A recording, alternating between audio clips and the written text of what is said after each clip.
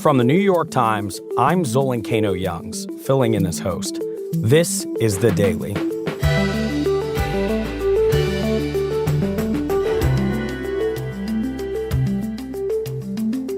Tonight, relentless walls of flame raging across Europe. Firefighters say it's David versus Goliath.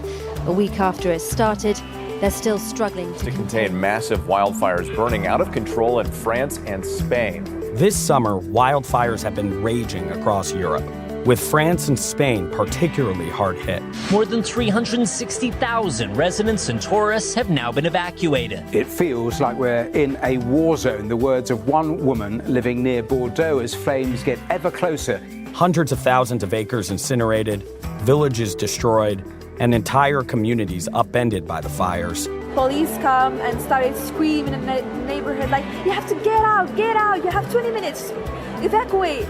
Today, I talked to my colleagues Chico Harlan and Mark Landler about why this fire season has been especially devastating for Europe, and how, when it comes to climate change, the continent is grappling with just how much it may need to adapt.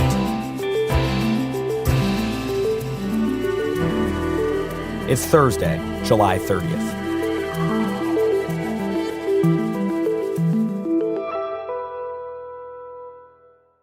Chico, welcome to The Daily.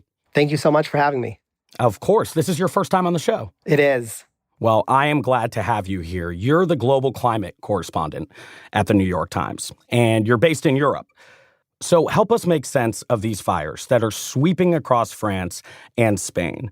What's your understanding of how both these countries get fires this big and destructive at the same time? Well, you're right. These fires are simultaneously unfolding as the largest ever in France and the largest in Spain. They're both unfolding on the outskirts of major cities, Madrid and Bordeaux, and there have been large-scale evacuations. And in order to really understand how you get two fires that are both historic, you kind of have to go back all the way to May, when it wasn't even summer yet. Europe is bracing for its first major heat event of 2026. That was the first time that Western Europe was hit by a heat wave. And it is punishingly hot. People are scurrying for shade. I'm taking a shower right before bed. I'm sleeping with wet towels over me just to try to survive, honestly, and just try to sleep. And then came the big one, just a month later in late June. The Eiffel Tower closed early due to safety concerns. Temperatures in parts of France hitting 111 degrees. And if you just look at France for a second, in the span of 3 days, they set the hottest day in national history, back to back to back. These are unprecedented times, said the French president. And if that had just been a 3-day thing, that alone would have been remarkable. But the unusually hot temperatures stayed. And then they let up for a few days, and then they came roaring back through July. This morning, the death toll keeps climbing due to the brutal heat wave gripping Western Europe. It was very lethal. A public institute in Spain says there were more than 1,000 excess heat-related deaths this June. Some estimates say 10,000 extra deaths because of heat. Some have said 20,000. But what you can say for sure is that this was a highly deadly event across Western Europe. Wow. Okay, so you're saying tens of thousands of people are dying in these heat waves. In the U.S., we often see a couple thousand people die annually, and that's awful. But what you're describing is striking here. Why is this toll so big? There's a couple reasons for that. One is Europe has buildings that are older and that were not built for this climate. They're built for colder temperatures, and they were built to retain heat. In Paris, these famous, beautiful homes, apartments, are under zinc roofs, which basically are like ovens. Then, of course, there's the air conditioning factor, which is a big one. Still, a minority of Europeans have air conditioning. And then during heat waves, people who can will scramble for anything during a daytime. They'll go to a mall, they'll jump in a pool. But people who are elderly or have pre-existing conditions can be stuck in apartments that just never cool down and stay hot in the night. Oh. And after days, their bodies break down. And that's how these deaths happen. God, so people are literally baking right now. And it's because of a lack of air conditioning and the architecture of buildings. I'm going to ask, and I understand this, the most American question, but I do think it's a question that's on the minds of many listeners. Why not use more air conditioning? I get there are environmental concerns, but explain this to me. This situation seems dire.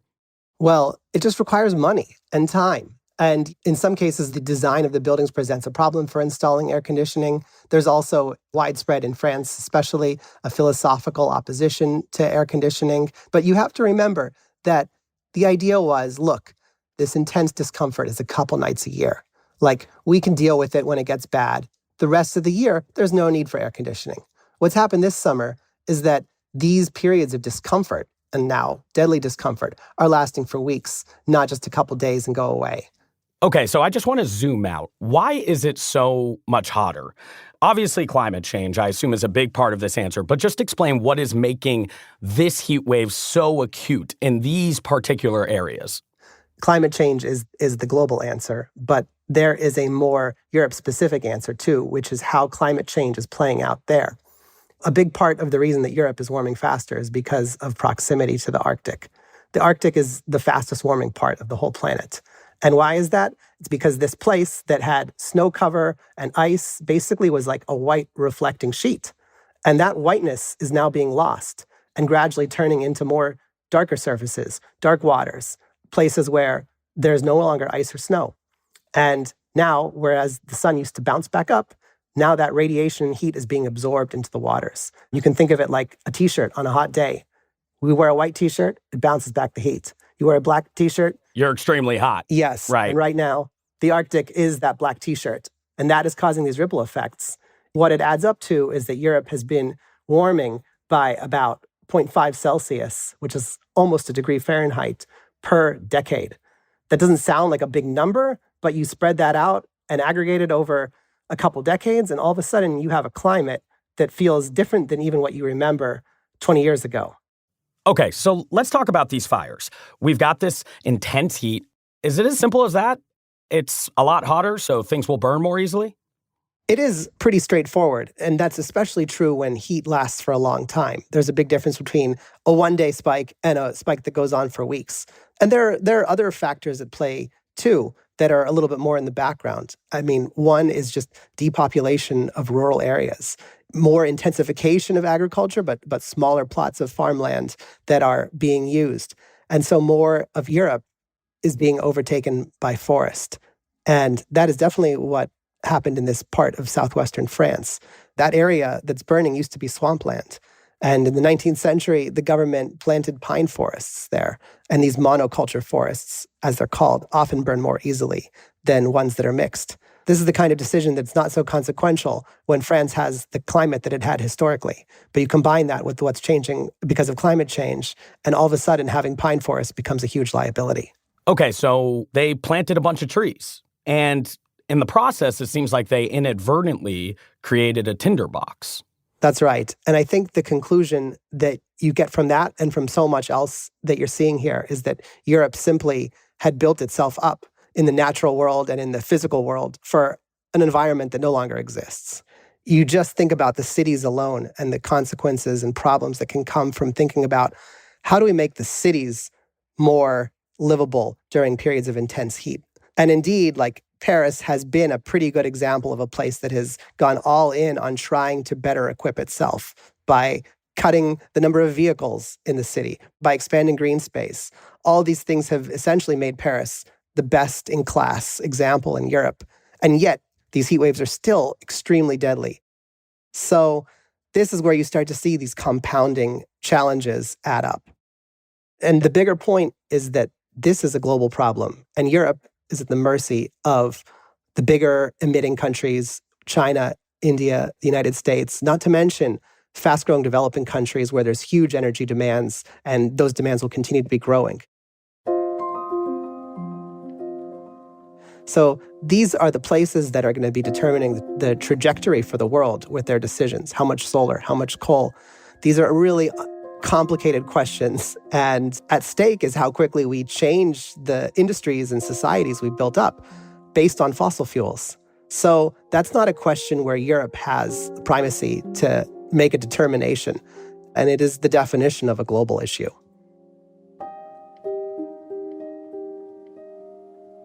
Well, Chico, thanks for explaining how we got here. Appreciate you.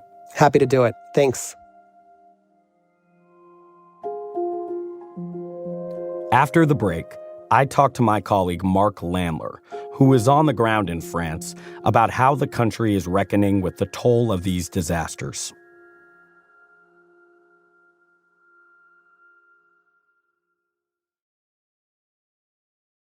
Mark, my friend, I'm glad you're here. Great to be with you, Zolan.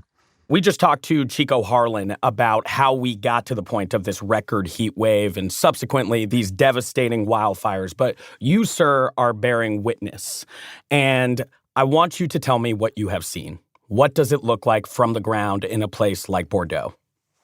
So I arrived in Bordeaux last Sunday at around 3:30, 4 o'clock in the afternoon.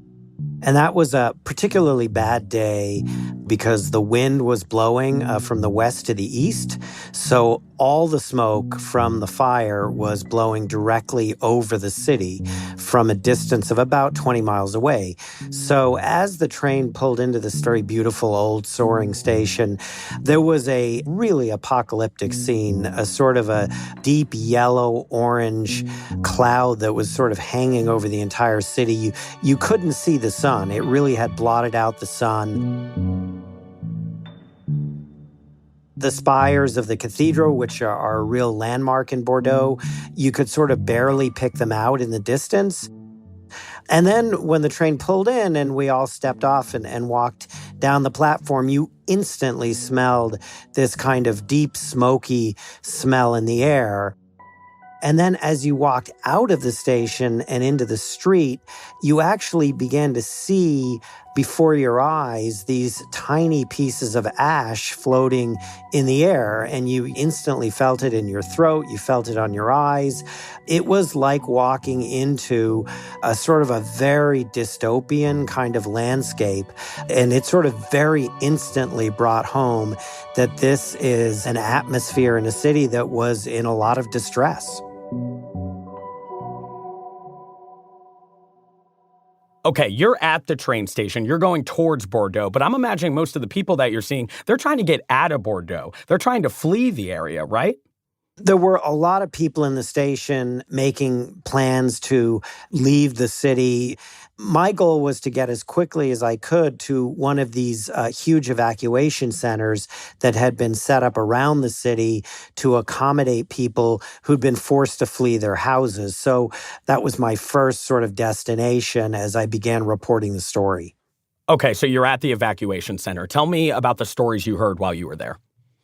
First of all, just to set the scene, you walk into this enormous airplane hangar-sized room where there are hundreds and hundreds of cots in rows, and people either lying on the cots, sitting on the cots. Some of them are playing cards. A lot of them are sitting in groups. So I sort of walked around. I brought a news assistant from our bureau, and the two of us began talking to people. The first two people that we encountered were a younger woman and an older woman, both of whom had fled their apartments in the middle of the night. They'd been rousted almost literally out of bed by the police, knocking on their doors, telling them they had to leave now. They knew the previous evening that things were getting dire. One of them told me that she stood on the balcony of her fifth-floor apartment and sort of could see the wall of flames only a mile or so from her apartment. And so these women were really truly worried about what they would find when they got a chance to go home, whether their apartments would still be intact. And so these were the kinds of stories, and they were reflected really over and over and over again. As you looked out across this cavernous room, there were a lot of people who were feeling really in a very exposed and dangerous position, filled with fear about the future, about the state of their houses, the things they left behind, and how difficult it would be to pick up the pieces. This sounds devastating. I mean, the world is getting a glimpse of this devastation. We're seeing these scattered videos of people fleeing their homes. I've seen residents that are choosing to jump in and fight these fires and help firefighters. But you're really painting a full picture of this. And so far, specifically with France, what's been burned in the path of these fires? What has been ultimately destroyed? Just to give you a couple sort of headline numbers, we're talking about over 100,000 acres of property. Many, many, many villages have been damaged. One village in particular, La Porge, which is west of Bordeaux, has suffered catastrophic damage with some 150 homes utterly destroyed, and something in excess of 240,000 people were forced to evacuate their homes. That makes this the largest peacetime evacuation in modern French history.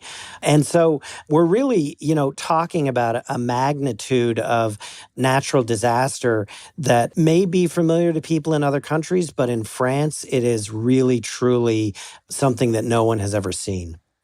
So given that this is much bigger than past fires, do they have resources? Do they know how to fight this thing? Are they fully equipped in this moment? Well, France has invested a fair amount in firefighting capacity, in part drawing on the experience of some of the bad fire seasons that they've had in the past. So yes, they do. They have Canadair planes that are capable of spraying fire retardant on the forests. They've also had some very large planes loaned to them by some of their European neighbors.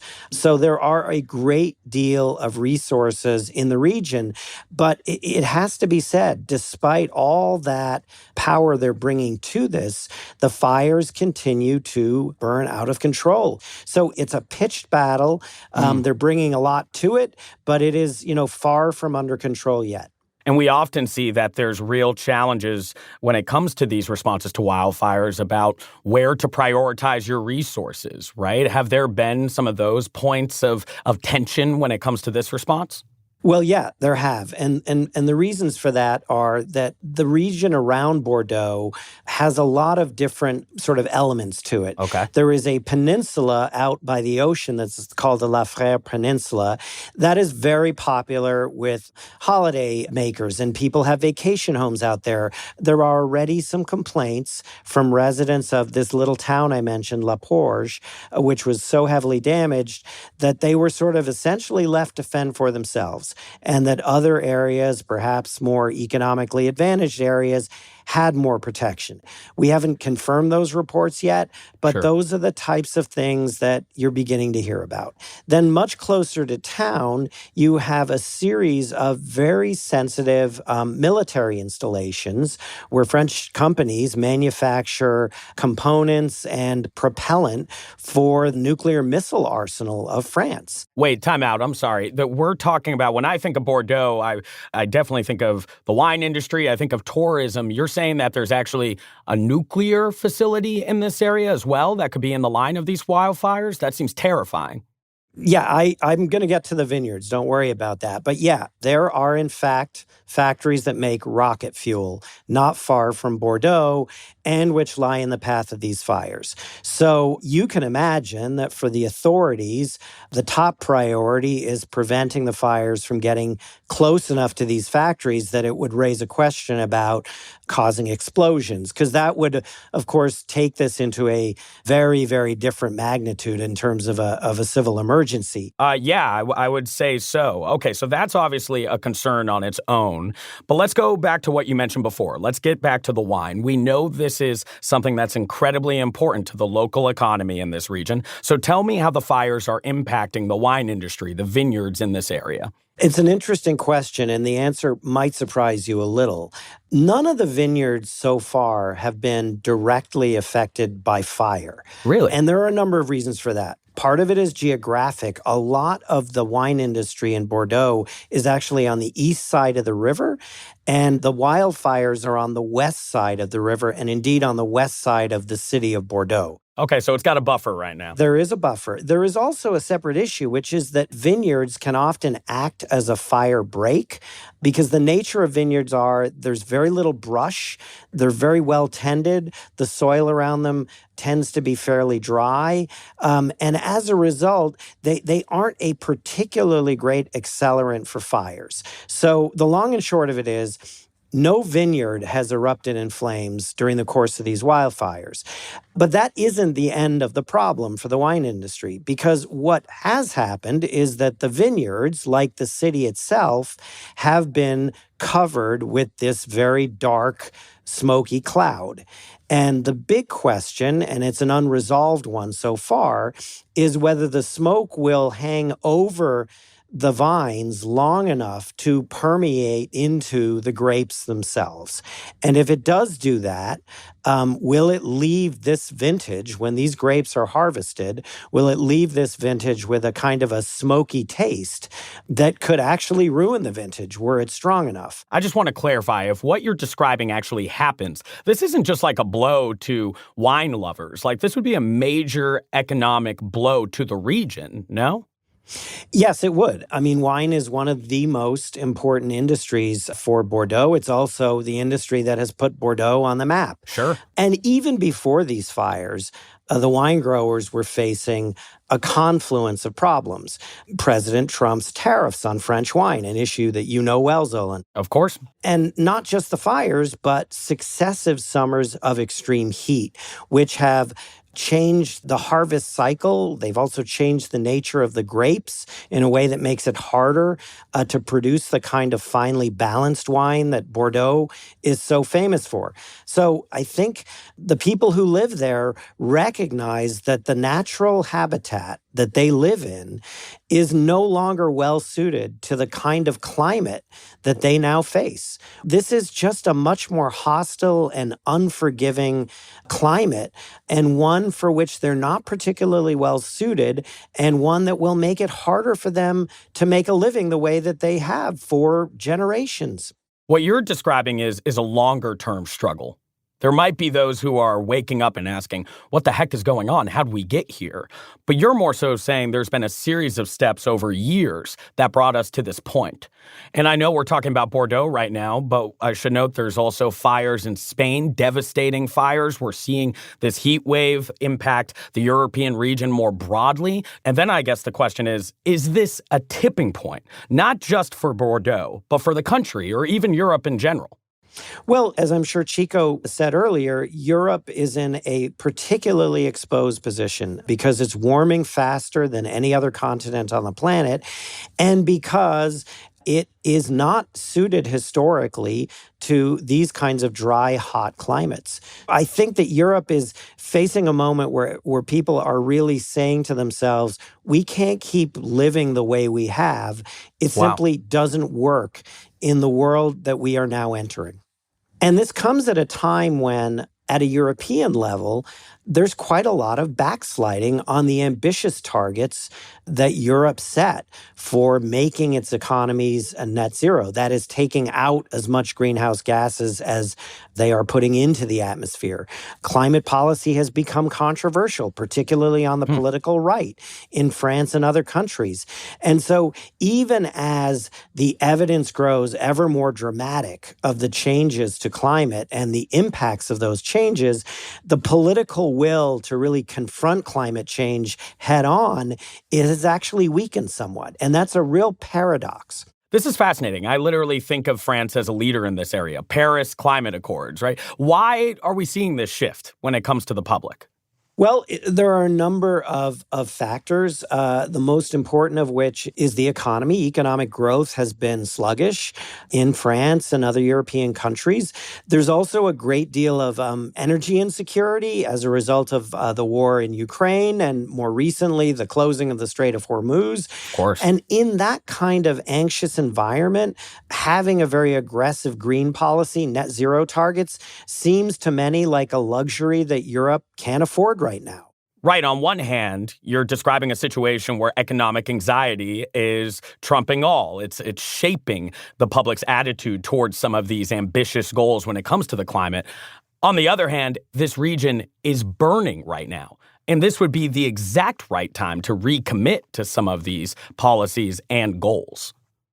Well, indeed. And I think that political leaders are, in fact, hoping to seize this moment to do that, to perhaps turn the debate around a little bit. You saw that in Spain with the Prime Minister, Pedro Sanchez, who has declared what he calls a climate emergency. I think you'll hear more voices like that in the coming days and weeks. But while this great debate plays out, people need solutions now. They can't wait for 3-4 years. They need to learn how to live with and cope with this heat in the short run. So what you're hearing a lot about in Europe these days is adaptation. How do you adapt cultures and countries and societies to hotter climates? And so clearly one of the easiest remedies is air conditioning. And that's not to say that there's no air conditioning in France. There's plenty of air conditioning, particularly in the southern part of the country.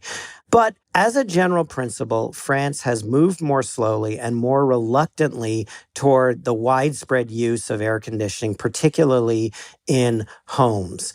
And I think what's happening now, and you're seeing it play out politically, culturally, is also a kind of a reckoning, a recognition that perhaps the French are going to have to get over this. They're going to have to simply accept that widespread home air conditioning is going to be a reality in this country, just as it is in large parts of Spain, just as it is in Dubai, just as it is in the United States. And I think based on my own reporting that France will get there, another couple of summers like this, and it may get there sooner than we might expect.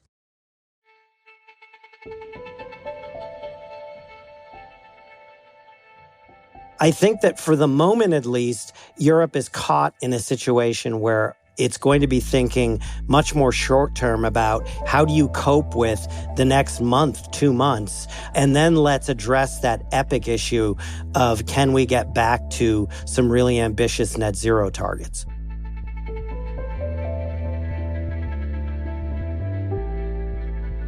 Well, Mark, I hope you stay safe and cool. Appreciate you. Thank you very much, Solon.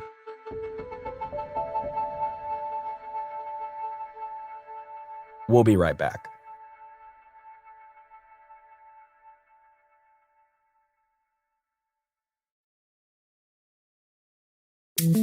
Here's what else you need to know today. The only conclusion I can reach is that the sole reason he is calling me before this committee is to get me to say something, anything, that could vindicate his repeated public pledges that I end up, in his words, quote, behind bars, unquote.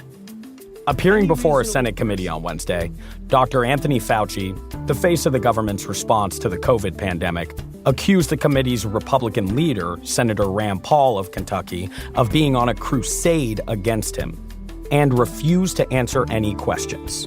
Therefore, although it pains me to do so, because of the respect I have for the legislative branch of government, under the advice of my attorneys, I will invoke my right under the Fifth Amendment of the Constitution to refrain from answering your questions. Thank you. The decision to not testify marked the latest turn in a feud between Dr. Fauci and Senator Paul, who has accused Fauci of lying to Congress, an allegation Fauci denies. Over the weekend, Senator Paul released to the public Fauci's diary entries, in which the doctor reflected on the origins of COVID and mused over his own fame. And during the hearing, an irate Senator Paul kicked Fauci's attorney out of the hearing room. Look, this is the way Anthony Fauci wants to be remembered, for a lawyer not listening to the rules. That's the way you want to be remembered, and that's what you're going to do. You are not recognized, sir. Security, please remove him from the room. And the U.S. began a new wave of attacks on Iran in what the Trump administration described as retaliation for attempted attacks against U.S. forces. The barrage came hours after American and Saudi fighter jets attacked Iranian-linked militias in Iraq, while Iran fired missiles at military bases in Jordan used by U.S. forces. The strikes ended a days-long pause in fighting between the United States and Iran and widened the scope of the war. Today's episode was produced by Lexi Dial, Jack Disidoro, Carlos Prieto, and Adrian Hurst.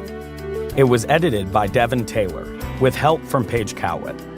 and contains music by Dan Powell, Rowan Nemisto, and Marian Lozano. Our theme music is by Wonderly. This episode was engineered by Alyssa Moxley.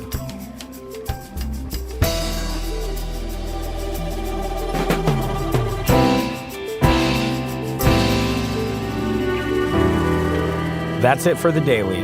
I'm Zolan Kano-Youngs. See you tomorrow.